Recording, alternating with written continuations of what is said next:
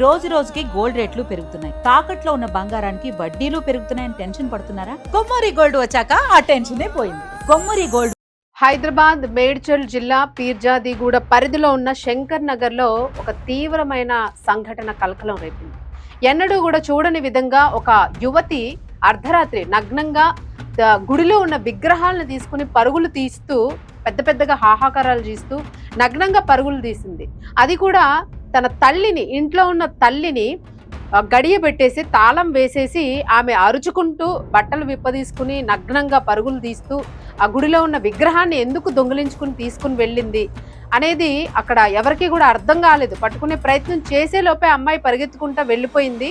తరువాత తెల్లవారితే శవమై తేలింది ఒక చెరువులోనే. మరి ఏం జరిగింది అసలు? ఎవరా అమ్మాయి? ఎందుకు అసలు ఆ నగ్నంగా అర్ధనగ్నంగా బట్టలు విప్పదీసుకుని ఆ విగ్రహాన్ని పట్టుకుని పరుగులు తీసింది? అసలు అంటే ఏదైనా మానసికంగా రుగ్మత, లేకపోతే ఎవరైనా హిప్నోటిజం చేశారా, లేదా ఏదైనా చేతబడి లాంటిది చేశారా? అసలు ఏం జరిగింది? మెంటల్ స్టేబిలిటీ ఏంటి అమ్మాయిది? ఎందుకు అలా చేసింది? అక్కడ ఉన్న వాళ్ళందరూ కూడా ఒక భయానికి గురయ్యారు. ఎవరికి కూడా ఏం అర్థం కాలేదు.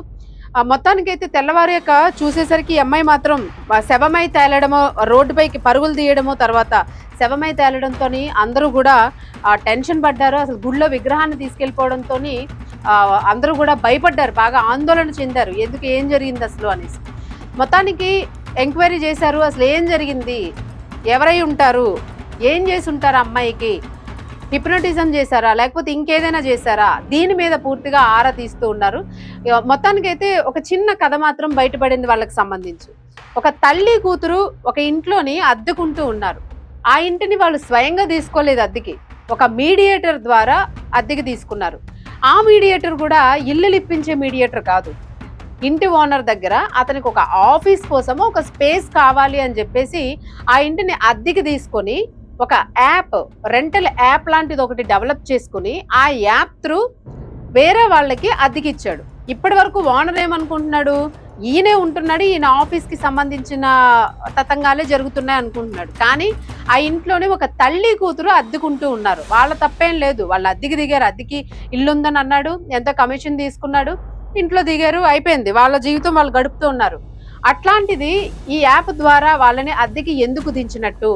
ఈ అమ్మాయి అలా నగ్నంగా పరిగెట్టడానికి, గుళ్ళో విగ్రహాలను దొంగలించడానికి, తెల్లవారితే శవమై చెరువులో తేలడానికి, దీని చుట్టూ కూడా ఏం నడుస్తుంది అసలు? ఏ ఉద్దేశంతోనా ఆ వ్యక్తి ఇలా చేసుంటాడు? గతంలో కూడా ఇలా ఏమైనా చేశాడా? ఇలా అనేక రకాల కోణాల్లోనైతే దీన్ని పరిశీలిస్తూ ఉన్నారు.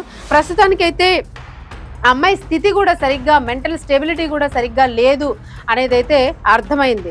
మొత్తానికి అసలు ఆ ఇంట్లో ఏం జరిగింది? అర్ధరాత్రి తెల్లవారేసరికి ఆ యువతి పక్కనే ఉన్న పీర్జాదిగూడ చెరువులో శవమై తేలింది అని అంటే అమ్మాయి మీద ఏమైనా క్షుద్ర ప్రయోగం లాంటిది జరిగిందా, లేదు ఇంకా ఏదైనా ఇంజెక్షన్స్ లాంటివి, ఏమైనా డ్రగ్ లేదా మత్తు ఇంజెక్షన్స్ లాంటివి ఏమైనా అమ్మాయి మీద ఇవ్వడం జరిగిందా? ఎవరు ఆ ఇంట్లోకి వచ్చి ఉంటారు? తల్లి కూతుళ్ళు తప్ప ఇంకెవరైనా ఇంట్లో ఉంటున్నారా?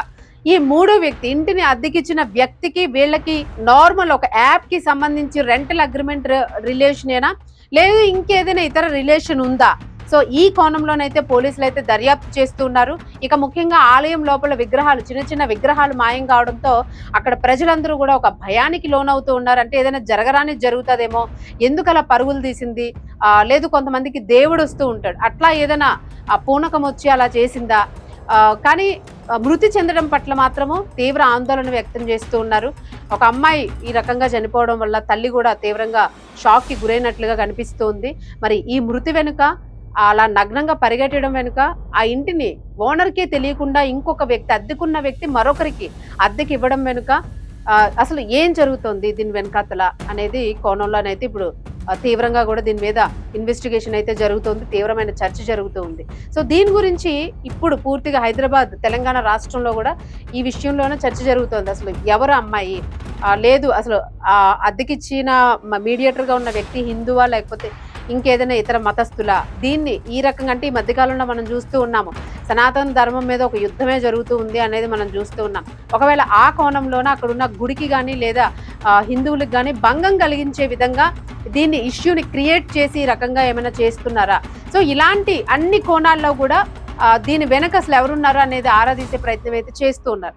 సో దీనికి సంబంధించి మీకేమనిపిస్తోంది? ఒక తల్లి కూతురు, ఒంటరిగా ఉంటున్న ఒక తల్లి కూతురు మధ్య ఏదైనా వివాదం జరిగి ఉంటుందా? ఆ తల్లిని ఇంట్లో పెట్టి తాళం వేసేసి ఆ కూతురు బయటికి నగ్నంగా పరుగులు తీస్తూ అమ్మవారి విగ్రహాలను తీసుకుని ఆ దేవుడి విగ్రహాలను తీసుకొని వెళ్ళిపోయి ఆ మరుసటి రోజు చెరువులో శవమై తేలడం వెనుకాతలో ఉన్న మిస్టరీ ఏంటి అనే దాని గురించి అయితే ఇప్పుడు తీవ్ర స్థాయిలో చర్చ జరుగుతుంది. సో దీని గురించి మీరేమనుకుంటున్నారో కామెంట్ బాక్స్ లో కామెంట్ పెట్టండి.